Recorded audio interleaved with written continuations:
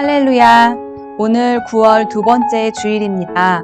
오늘도 예배 드리기 위해서 이렇게 영상을 켜고 자리에 앉으신 여러분들을 축복하고 환영합니다. 이 시간 하나님을 만나는 예배가 되기를 소망하면서 주변을 정돈하시고 그리고 마음을 집중하고 우리 사용하고 있는 기기의 유튜브 화면은 전체 화면으로 해서 다른 방해를 받지 않도록 하나님만 생각하고 예배 드릴 수 있도록 하시면 좋겠습니다. 이 시간 우리 기도하시면서 예배 시작하시겠습니다.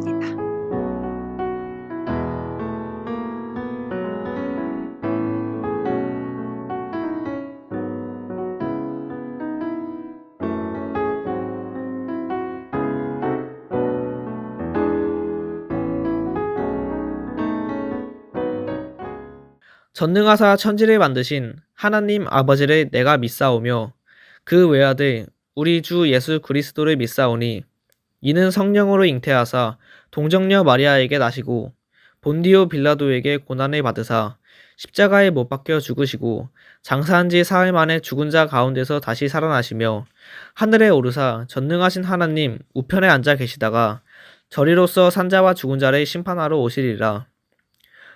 성령을 믿사오며 거룩한 공예와 성도가 서로 교통하는 것과 죄를 사하여 주시는 것과 몸이 다시 사는 것과 영원히 사는 것을 믿사옵나이다. 아멘.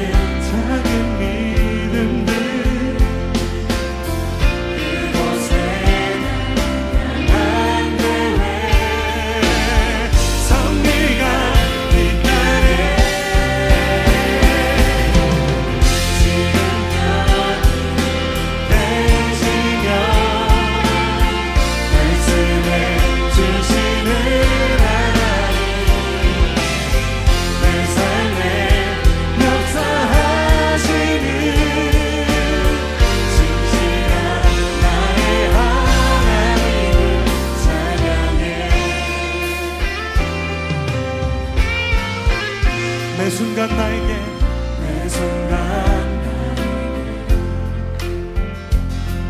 요구하시는 자는 주님 믿음으로 나아갑니다.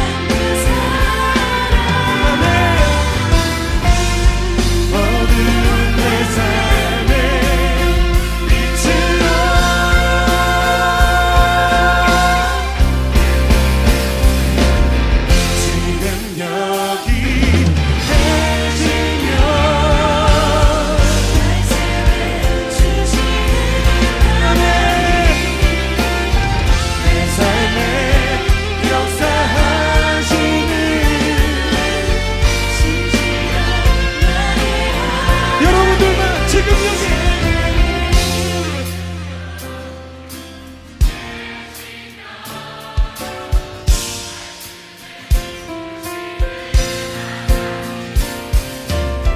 내 삶에 역사하시네. 다시 한번 고백합시다. 지금 여기 계시며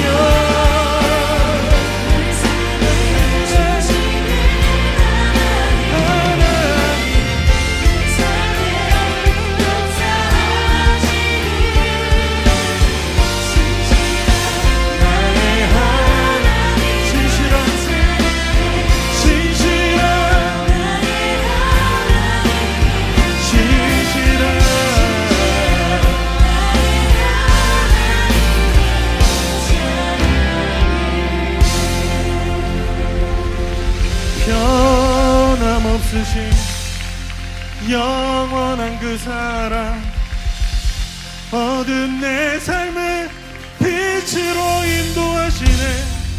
주님, 주님의 인도하심과 주님의 부르심과 말씀, 변함이 없는 영원하신 그 사랑 안에 우리가 거하며 하나님의 일하심과 역사 안에 하나님 우리가 주님의 영광 보길 원합니다. 주님, 오늘 우리의 삶 속에 거하셔서 역사하시며 일하시는 주님을 하나님 우리가 오늘 보며 하나님 그 일하심 앞에 붙들리는 우리 되도록 하나님 주님 역사하여 주시옵소서.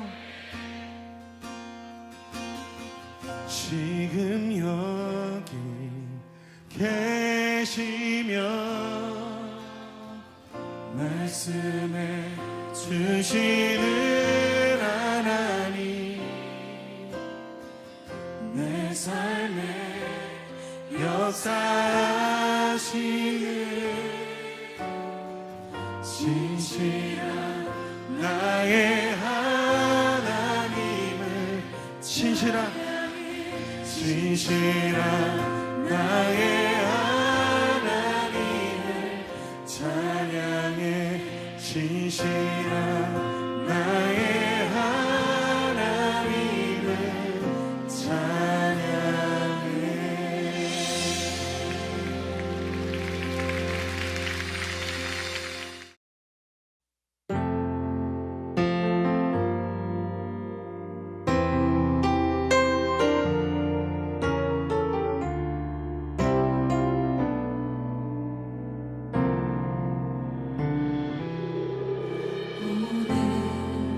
이곳에 계신 성령님 우리에게 말씀하시고 우릴 가르치소서. 다시 우리 맘 열어주시고 주의 빛으로 밝혀 우릴 인도하소서.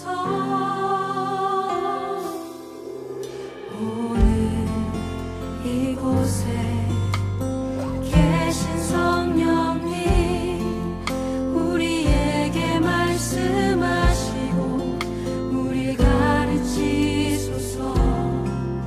다시 우리 맘 열어주시고 주의 빛으로 밝혀 우리 인도하소서.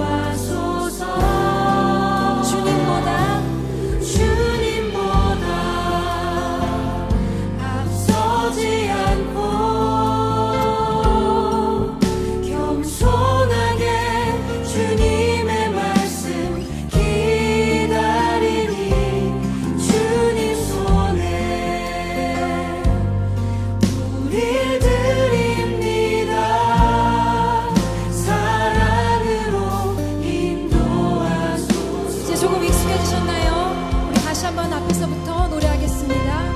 오늘 이곳에 계신 성령님, 오늘 이곳에 계신 성령님 우리에게 말씀하신 주님 이 공동체를 주님 가르치십시오. 다시 우리 맘 열어주시고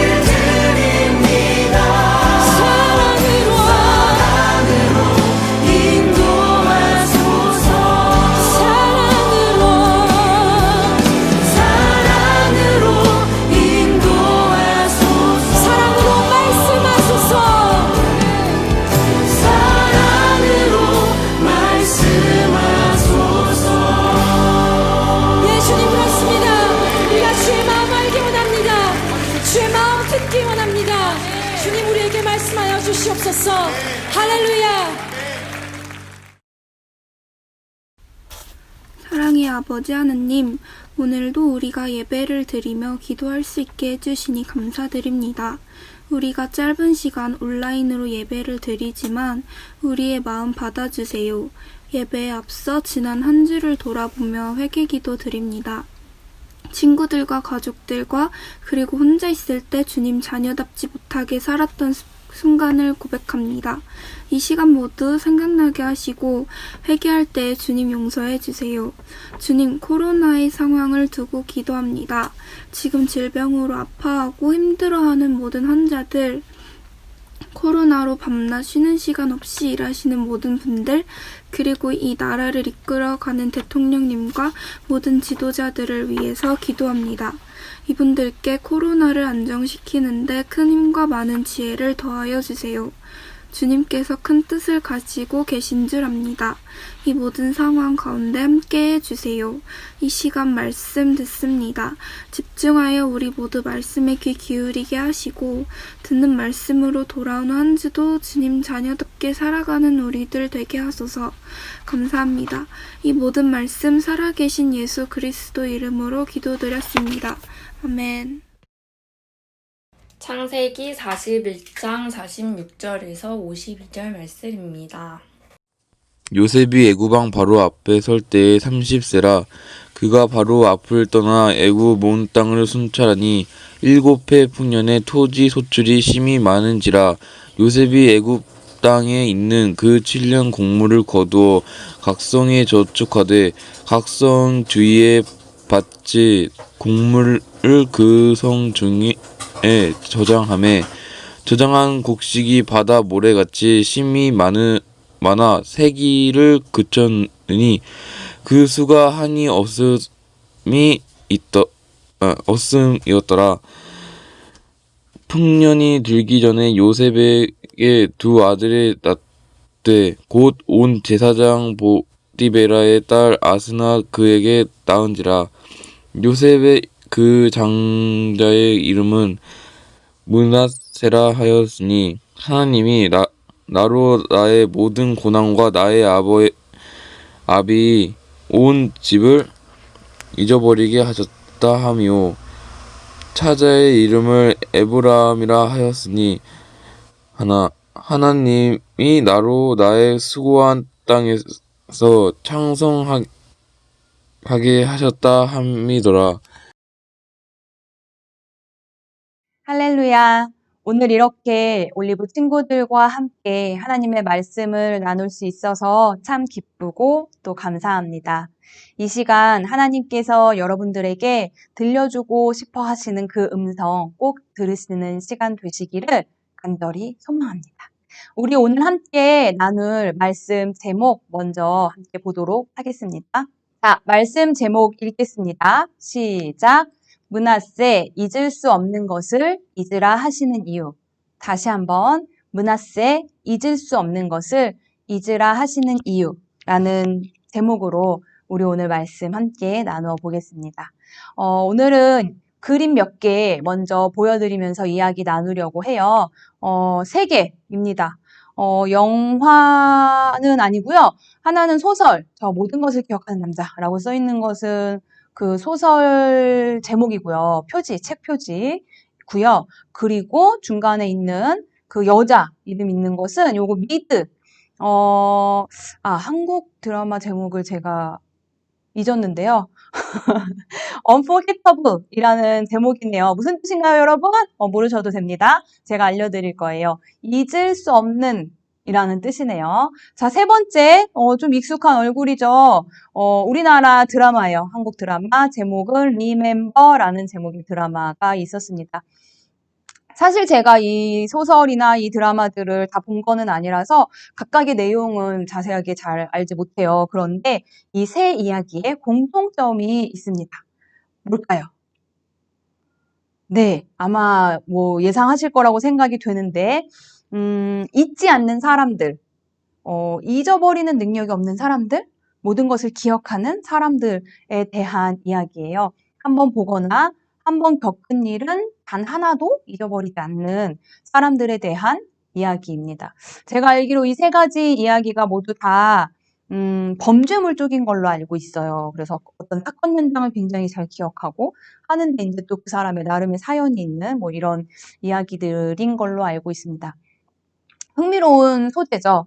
그런데 이게 정말로 있는 거라고 해요. 이 증상이요. 과잉기억 증후군이라고 합니다. 실제로 있는 의학 용어래요. 그래서 외국어 표기도 있죠. 하이퍼 뭐라고 하는 이런 증후군 이름입니다. 학습 능력이나 암기력과는 관련 없이 자신에게 일어난 거의 모든 일을 기억하는 증상으로 일종의 기억 장애라고 그렇게 분류가 된다고 하네요. 이런 게 어떻게 있었지? 라고 좀 더 자세한 설명을 제가 찾아봤어요. 2006년에 처음 발견된 증상이래요. 2006년이면 그러니까 사실 그렇게 오래된 건 아니에요. 실제로 살아온 모든 날을 기억하는 어떤 사람을 알게 되어서 그 심리학과일까요? 아무튼 그 뇌과학 쪽인 것 같아요. 그쪽에서 이제 그 사람을 연구를 한 거죠. 그래서 뭐 뇌파도 연구하고 뭐 이렇게 한 결과 이제 어떤 뇌에 있는 어떤 일로 인해서 그런 증상을 갖게 되었다. 라고 해요. 여러분은 어떠세요? 여러분이 만약에 이 과잉 기억 증후군이라는 걸 갖게 된다면 혹시 갖고 싶으신지, 갖고 싶지 않으신지. 근데 중요한 게 하나 있죠. 우리 맨날 기억나지 않아서 막, 어제 읽었던 그것을, 내가 어제 외웠던 그것을 기억한다면 오늘 진짜 좋을 텐데, 막 이런 생각하실 때 많이 있을 텐데, 그러니까 공부할 때 그런 거를 필요하다고 느낄 때가 많이 있으실 텐데, 그거랑은 관련이 없다고 합니다. 이 과잉기억 증후군이라는 것은. 그래서 뭐 책을 막 다 외워서 똑똑해지고 그런 거는 아니래요. 그런 게 이제 사전에 강조가 많이 되어 있더라고요. 그러면 이런 과잉 기억 증후군이라는 것을 혹시 원하시는지, 원치 않으시는지, 살아온 모든 날을 다 기억하는 것. 너 2010년 3월 4일에 무엇을 했어? 라고 물어보면 그게 막 기억이 나는 거죠. 몇 시 몇 분에 무엇을 했는지까지. 상상도 잘 안 되는 거죠. 근데 실제로 있다고 하네요. 저라면 과잉 기억 증후군 갖고 싶지는 않을 것 같아요. 특히 좀 잊고 싶은 기억들도 사실 있잖아요. 뭐 옛날에 창피했던 기억이나 기분 나빴던 기억 같은 것은 잊을 수 있다면 잊고 싶은데 그런 것까지 완전히 세세하게 다 기억이 난다면 별로일 것 같다라는 생각이 들었어요. 여러분 잊고 싶은 걸 잊을 수 있다는 것이 어쩌면 축복일 수도 있다라는 이야기도 해요. 여러분은 혹시 잊고 싶은 기억 같은 게 있나요? 혹시 어릴 때, 여러분 지금 현재보다 더 어릴 때 누구에게 괴롭힘을 당했거나 뭐 일방적으로 어떤 일을 당한 기억이 있는 사람 그런 거 있잖아요. 누가 막 너 이리 와봐 해가지고 막 저기 사람들 안 보는데 데려가가지고 막 위협하고 아니면 막 이렇게 때리고 뭐 이렇게 불가능한 일은 아니니까 누군가 겪었을 수 있잖아요. 아니면 누군가에게 상처받았던 일, 친구에게 이렇게 상처를 받았던 일이나 가족에게 뭐 여러 가지 일들이 있을 수 있을 텐데 잊고 싶은 일들 누구라도 있을 거라고 생각이 됩니다. 그런데 그런 일 겪어보신 분들은 아시죠? 그런 일일수록 더 잘 안 잊혀진다는 거. 내가 괴로웠던 일, 내가 상처받았던 일, 내가 충격받은 일, 그런 일일수록 가슴 속에 정말 팍 박혀서, 뭐 정말 뇌리에 팍 박혀서 잘 안 지워지는 경험 아마 해보신 적 있을 거라고 생각이 됩니다.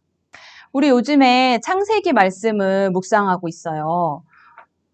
요셉이라는 사람도 참 잊을 수 없는 일들을 많이 겪었던 사람입니다.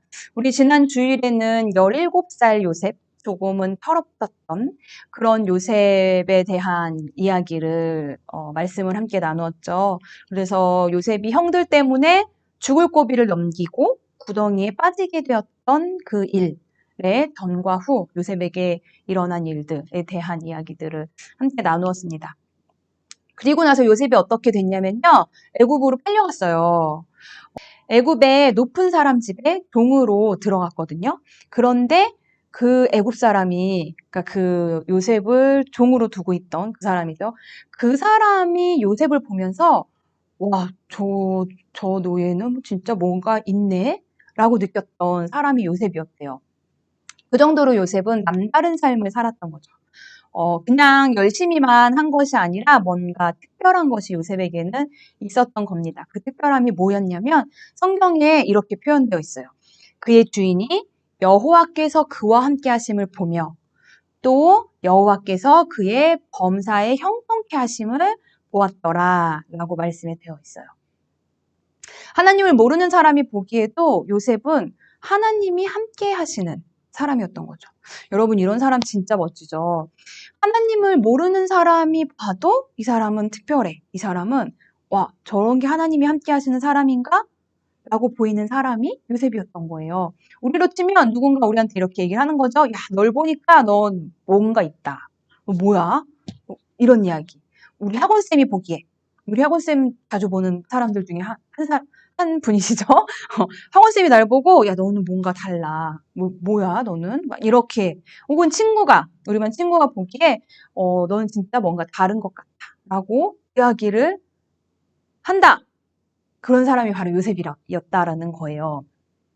일단 요셉은 성실했어요. 그리고 정직했어요. 그런데 요셉은 사람들이 볼 때만, 누가 볼 때만 성실하고 정직하려고 노력했던 것이 아니라 아무도 보지 않을 때에도 그렇게 했었던 거예요. 왜냐하면 아무도 보지 않을 때에도 하나님은 나를 보고 계시다는 걸 요셉은 항상 알고 있었기 때문에. 하나님 앞에서 하나님을 기준으로 사는 사람은 아무도 안 볼 때도 성실하고 정직할 수밖에 없습니다. 그리고 요셉의 그 특별함이 또 한 가지가 있는데 그게 오늘 우리가 볼 말씀에 나와 있어요. 자, 말씀 보겠습니다. 자, 함께 읽어볼게요. 요셉이 애굽 왕 바로 앞에 설 때에 30세라. 그가 바로 앞을 떠나 애굽 온 땅을 순찰하니. 자, 요셉이 30살이 됐대요. 30살이면 어른이죠. 우리 선생님들 중에서도 이제 30을 앞두고 계시는 선생님들이 계세요. 그 선생님 중에서도 아닌데 나는 아직 내가 아이인 것 같은데 하실 수도 있지만 자, 우리 다 어떻게 생각하세요? 30살이면 어른이 맞죠.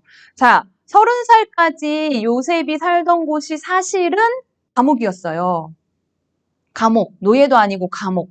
노예로, 아니, 아까 뭐 노예로 막 인정받고 했었던 요셉이 왜 감옥에 갔을까? 막 사연이 굉장히 길어요. 그 이야기를 지금 다 말씀해 드리려면은 오늘 우리 수련을 해야 돼요.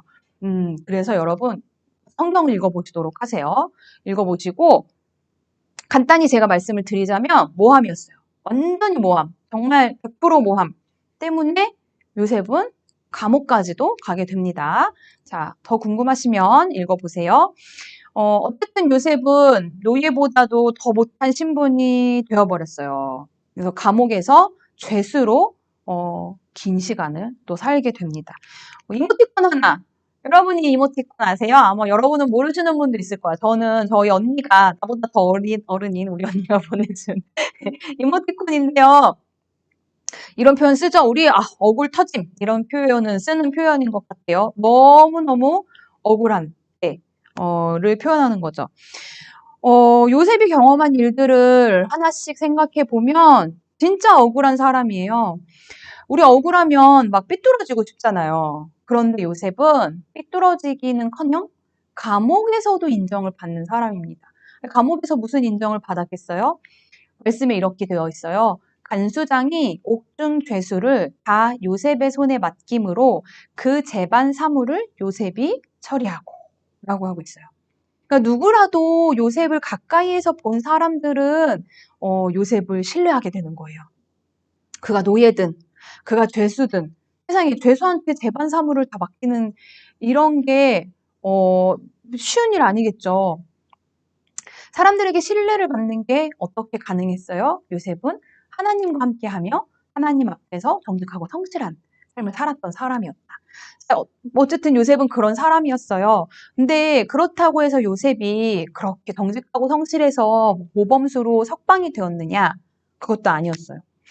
아주 오랫동안, 우리 생각보다 좀 많이 오랫동안 요셉이 노예 생활 한 기간과 감옥 생활을 한 기간을 다 합치면 13년. 계산되시죠, 여러분? 30살까지의, 이제 오늘 이야기 우리 30살부터 시작할 거잖아요. 그런데 노예 생활을 시작한 게 17이었잖아요.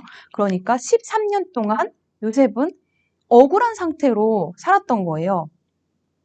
그러다가 어느 날 갑자기 그것도 아주 희한한 사건으로 요셉이 애굽의 총리가 딱 정말 하루아침에 딱 되는 겁니다.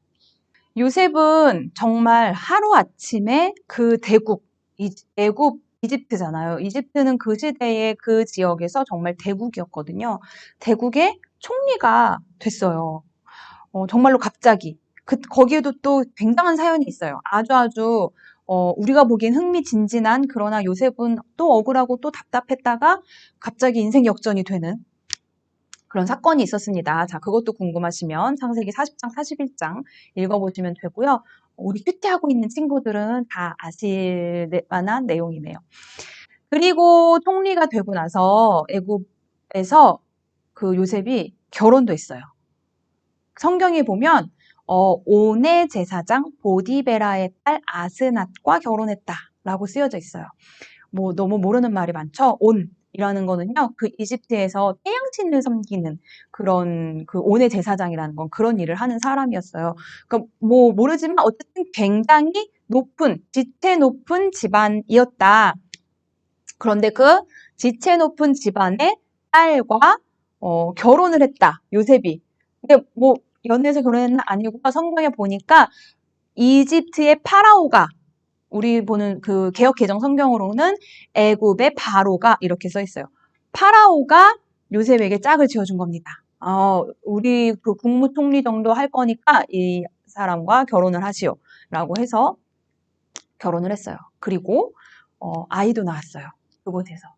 이 정도면 자기도 높은 지위를 얻게 되고 파라오의 신임도 얻게 되고 결혼도 하고 아이도 낳고, 정말 이 정도면 이제 성공한 인생 된 거잖아요. 그리고 총리가 된 그곳에서도 요셉은 역시 아주 열심히 최선을 다해서 총리의 일을 하게 됩니다. 아무튼 요셉은 가는 곳마다 뭐 다 열심히 살아요. 아주 성실하고 아주 열심히 살았던 사람이에요. 그리고 이제 요셉이 이집트에서 아들을 낳을 때에 그 아들의 이름을 뭐라고 짓냐면요. 창세기 41장 51절 말씀입니다. 요셉이 그의 장남의 이름을 므낫세라 하였으니 하나님이 내게 내 모든 고난과 내 아버지의 온 집 일을 잊어버리게 하셨다 하미요. 아들을 낳았는데요. 그 첫 번째 아들의 이름을 잊어버림이라는 뜻의 므낫세라고 짓습니다. 여러분, 아들의 이름을, 그 아이 이름 지을 때 부모님들이 혹은 할아버지 할머니들이 고민을 아주 많이 하잖아요. 그리고 의미를 담아서 이름을 지어주잖아요.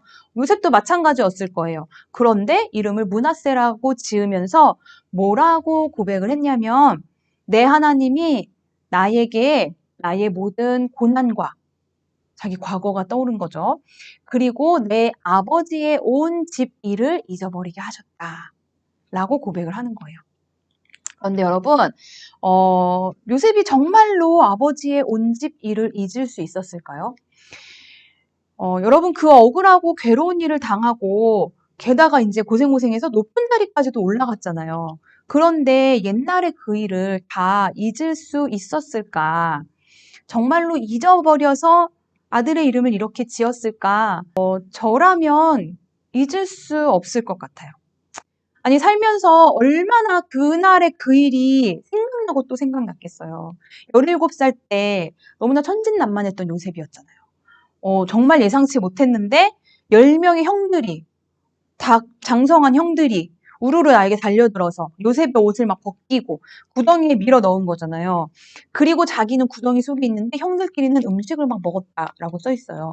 음식을 막 먹었고, 그리고 형들이 여러분 요셉을 팔았잖아요. 그럼 이스마엘族이라는 그 상인들에게 팔았어요. 그런데 팔 때 자기를 팔아 넘겼을 때도 분명히 요셉이 형들을 봤을 거란 말이에요. 그런데 그 장면을 잊어버릴 수 있었을까? 요셉도 사람인데 잊을 수 없었을 겁니다. 그리고 요셉이 아버지의 온 집 일을 실제로 잊어버리지 못했다는 또 다른 증거가 있어요. 나중에 요셉이 형제들을 만나거든요. 그때 왕궁에서 만나요. 요셉은 총리의 입장에 서 있고 이제 형제들은 애굽으로 음식을 구하기 위해서 오는 장면이 이제 뒷부분에 나와요. 그런데 그때 요셉은 형들을 알아보지만 형들은 요셉을 알아보지 못하는 그 상황에서 요셉이 그렇게 돌려서 뭘 물어보냐면 아버지가 살아계신지. 그러니까 자기 아버지인데 자기 아버지라고 말을 못하니까 너희들의 아버지가 살아있느냐.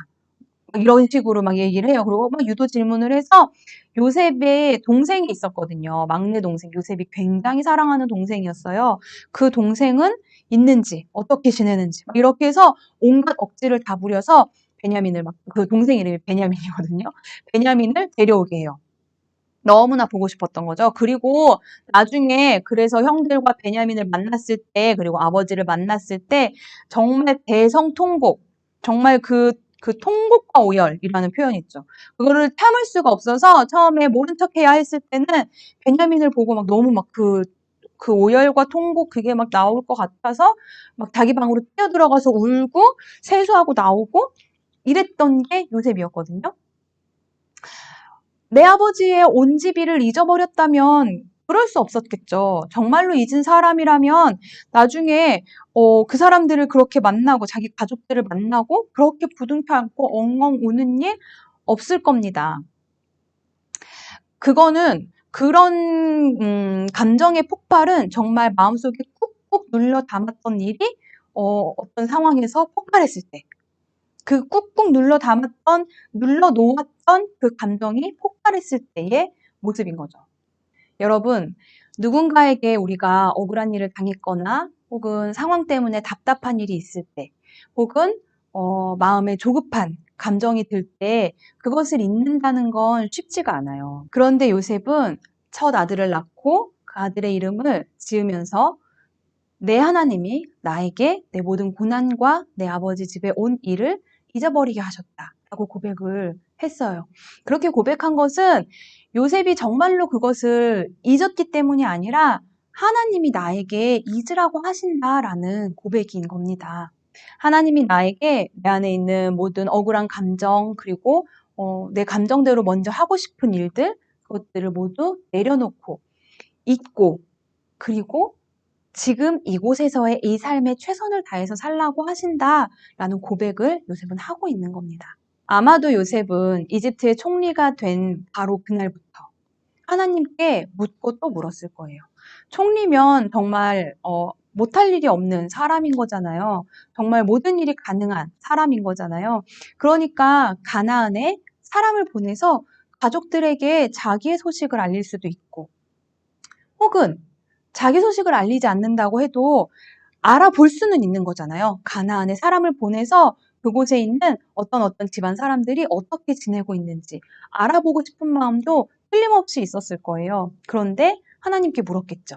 매일매일 물었겠죠. 하나님, 가나안에 사람을 보낼까요? 하나님, 내가 가족의 소식을 듣는 건 괜찮지 않을까요?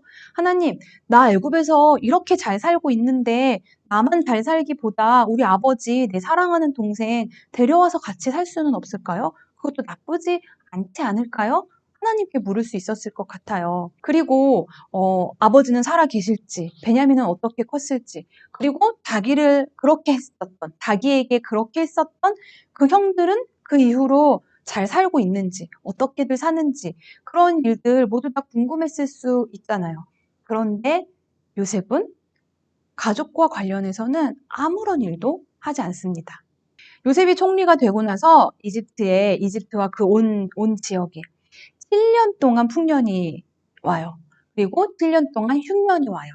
그런데 그 7년 동안 풍년이 다 지나가고 그리고 요셉이 결혼하고 아이도 둘이나 낳고 그리고 흉년이 되어서 2년이 될 때까지 요셉은 가족에 대한 소식을 알아보지도 않고 그리고 가족들에게 자기의 소식을 전하지도 않습니다. 왜냐하면 요셉은 이제 하나님보다 앞서지 않는 방법을 알았기 때문입니다.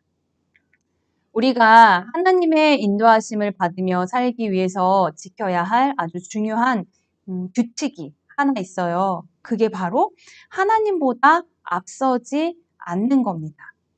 요셉은 하나님의 인도함을 받으면서 살아온 사람이잖아요. 그래서 노예일 때도 죄수일 때도 어떤 상황에서도 하나님의 인도하심 때문에 요셉은 형통할 수 있었고 인정받는 사람이었거든요.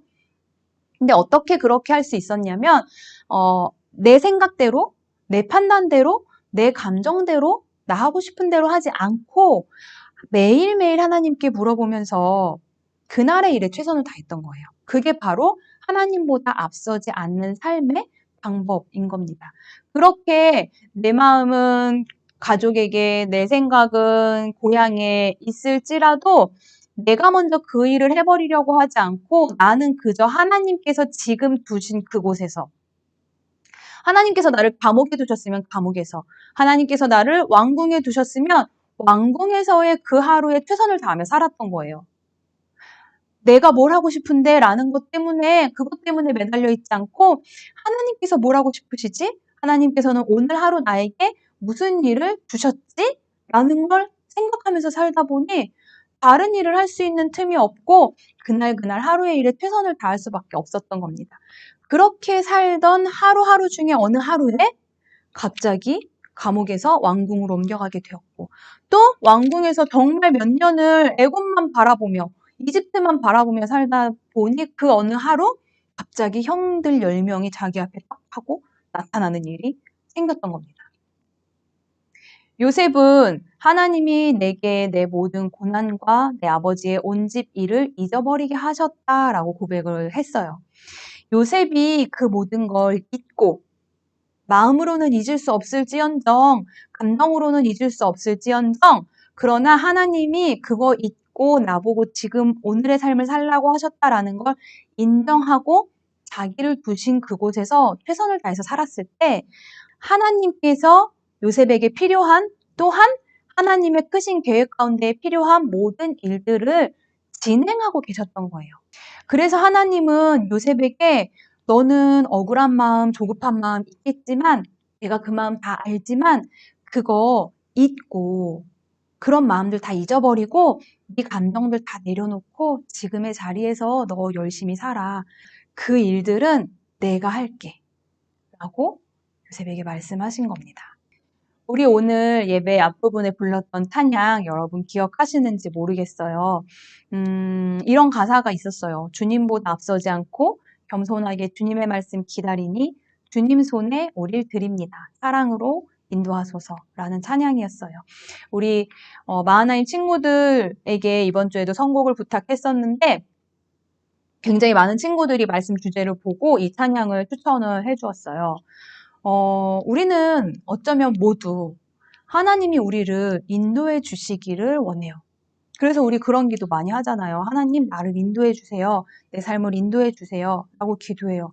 왜냐하면 그게 제일 확실한 방법이라는 것을 알고 인정하기 때문에 그래요. 그런데 생각해보면 인도함을 받는 사람이 인도하는 사람보다 앞서서 가면 안 된다는 거는 당연한 거잖아요. 인도하는 사람보다 뒤를 따라가야 우리가 잘못된 길로 가지 않겠죠. 그러니까 주님보다 앞서지 않고 주님 뒤에 주님을 따라가는 건 어쩌면 당연한 거예요. 그런데 그게 어떻게 하는 거냐? 주님보다 앞서지 않는 게 어떻게 하는 거냐면 내 생각대로, 내 감정대로 막 결정하고 행동하는 게 아니라 그거는 좀 미뤄두고 그거는 좀 잠깐 잊은 셈 치고 일하시는 하나님을 신뢰하면서 나는 오늘 하루의 삶에 최선을 다하는 겁니다. 우리 고3들 요즘 수시 원서 접수를 위한 자소서, 자기소개서를 쓰고 있어요. 그러니까 그 어느 때보다도 아마 그 기도 많이 할 것 같아요. 하나님, 나를 인도해 주세요. 라는 기도. 고3 아니더라도 우리 중학생 친구들, 고등학생 친구들, 그렇게 고백할 때 많이 있죠. 하나님이 나를 어떻게 인도하실 때 알았으면 좋겠다. 하나님이 나를 인도해 주셨으면 좋겠어. 라고 이야기 많이 해요. 그것만으로도 사실은 너무 귀한 마음이에요. 하나님께서 기뻐하실 만한 말이에요. 그런데 인도함을 받는 삶을 정말로 살고 싶으면 무엇을 해야 하냐면 주님보다 앞서 나가지 않는 거예요.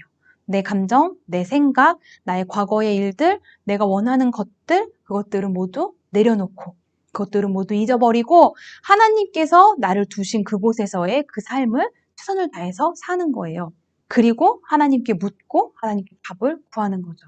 정말 하루하루의 그 삶 속에서 하나님께 하나님 오늘은 내가 무엇을 할까요? 하나님 나 저걸 하고 싶은데 오늘 할까요? 하나님 나 아무것도 하기 싫은데 이렇게 시간을 보내도 맞을까요? 라고 하나님께 매일매일 묻고 답을 구하는데요. 여러분 문제가 있죠? 제가 알죠. 답을 구하나 답이 들리지 않는다. 맞습니다. 답이 그냥 내 귀에 들리거나 내 마음에서 막 강한 감동이 일어나는 일 흔하지 않아요. 그래서 여러분, 하나님은 우리에게 말씀해 주기 원하시거든요. 하나님은 우리와 대화를 나누기 원하세요. 그런데 들을 줄 모르는 우리를 위해서 하나님께서 들려주시는 방법이 뭐냐면 바로 설교 말씀 혹은 큐티, 묵상, 말씀 묵상을 통한 깨달음. 그리고 여러분이 고민이 생겼을 때 정말 무언가 결정해야 할 때 부모님이나 전도사님이나 교회 선생님들께 그것을 물어볼 수 있어요. 하나님께서 무엇을 원하시는지 제가 알고 싶은데 너무 고민이 됩니다. 라고 하는 그 마음의 고민을 함께 나눌 수 있어요. 요셉은 노예일 때는 노예로서 죄수일 때는 죄수로서, 총리일 때는 총리로서 하나님께서 두신 그곳에서 최선을 다해서 살았어요. 자기가 하고 싶었던 거 그거는 일단 밀어두고 내려놓고 하나님이 하라고 하시는 일을 먼저 한 거죠. 여러분이 지금 계시는 곳은 어디인가요? 저 지금 집인데요. 침대는 아니시죠, 여러분? 책상? 네, 지금 계시는 그곳이 하나님이 두신 곳이거든요. 그곳에서 하루하루의 삶을 최선을 다해서 사는 거예요. 오늘 내가 무슨 일을 해야 할지 알 수 없을 때, 네, 하나님께 기도하고 말씀을 묵상하면서 하루를 시작하세요. 그런데 분명한 건 뭐 크고 굉장히 대단한 일들을 내가 이루어야 하는 것이 아닌 겁니다. 왜냐하면 크고 굉장히 대단한 일들은 하나님께서 나를 위해서 또 하나님 나라를 위해서 이미 하고 계시는 일이에요. 그 일에 내가 동참하는 방법은 뭐냐면 하나님이 오늘 나를 두신 그곳에서 하나님이 오늘 나에게 겪게 하시는 그 일을 최선을 다해서 하나님의 뜻대로 해내는 것, 그 삶을 살아내는 것, 그게 바로 하나님의 일에 동참하는 방법인 겁니다. 우리 오늘 므낫세, 잊을 수 없는 것을 잊으라고 하시는 이유라는 제목으로 말씀을 함께 나누었어요. 하나님께서는 우리의 마음을 다 아세요. 그래서 내 마음, 내 감정, 나의 원하는 것들, 그다음에 내 답답한 거, 억울한 거, 그게 무엇인지 하나님은 다 알고 계세요. 그런데 때로는 우리에게 그렇지만 그것은 잊고 오늘의 삶을 살아라 라고 말씀을 하세요. 그 이유는 내 문제를 해결해 주시고 내 감정을 해결해 주시는 그 일은 하나님께서 이미 하고 계시기 때문입니다. 여러분 그것을 신뢰하시면서 그 하나님을 신뢰하시면서 다음 한 주간도 하나님께서 허락하신 그 삶을 최선을 다해서 살아가는 우리가 되기를 바랍니다. 이 시간 우리 기도하면서 말씀 마쳤으면 좋겠습니다. 여러분 각자 잠시 시간을 가지면서 기도하셨으면 좋겠어요. 이렇게 기도하면 좋을 것 같아요. 하나님께서 나를 인도해 주신다는 사실을 내가 믿기 원합니다. 하나님께서 나보다 앞서서 내 일들을 해결해 주신다는 사실을 내가 믿겠습니다. 그러니까 오늘 하루의 삶에 그리고 내일의 삶에 나의 하루하루의 삶에 내가 무엇을 해야 하는지 알려주세요. 라고 기도하시면서 우리 오늘 말씀 시간 마치도록 하겠습니다.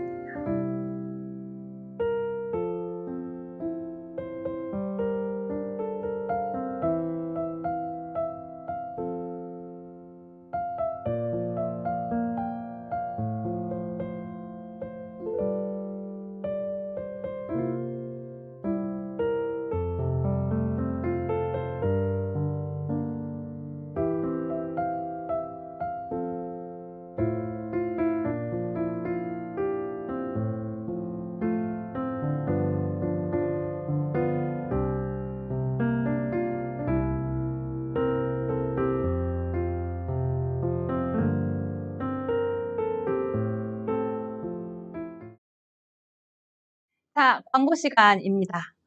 여러분 잘 지내고 계신지 모르겠어요. 우리 벌써 4주, 5주째 얼굴을 보지 못하고 이렇게 주일을 보내고 있는데요. 엊그제 우리 그 큐티책 가지러 온 어떤 친구를 만났는데 키가 굉장히 많이 컸더라고요. 우리 이렇게 비대면 예배 기간만 지나면 이렇게 키가 쑥쑥 커서 나타나고 하는 일들이 있는데 여러분들이 잘 크고 있다는 건 굉장히 반갑고 감사한 일인데 못 봐서 참 아쉬운 마음입니다. 어서 빨리 또 대면 예배를 할 수 있는 날이 오기를 바랍니다. 여러분들도 친구들 막 자유롭게 만나고 하는 시간 바라시죠? 다음 주 예배는 아직 정부 지침이 지금 예배를 녹화하고 있는 이 시간에는 정부 지침이 나오지 않았어요. 그래서 어떻게 될지에 따라서 아무래도 교회 모임도 달라질 수밖에 없는 상황이라서 정부 지침에 따라 다시 한번 공지를 드리게 될 것 같고요. 둘 중에 하나죠. 뭐 대면 예배로 우리 올리브홀에서 하든지 아니면 오늘과 똑같이 비대면 예배로 유튜브를 통해서 같은 예배를 각자의 장소에서 드릴 수 있도록 하든지 하겠습니다. 그래서 선생님들 통해서 받는 공지에 꼭 귀를 기울여 주시고요. 다음 주에 영상 예배를 하게 된다면 다음 주 영상 예배를 참여하는 친구들은 중3반 친구들이 되겠습니다. 와, 오늘 고1반 친구들 예배 순서에 참여하는 모습 아주 감동이었습니다. 네, 기도하고 사도신경 그리고 성경봉도 함께 해주셔서 너무 감사하고요. 다음 주에는 중3반 친구들이 또 준비해서 함께 할 수 있으면 좋겠습니다.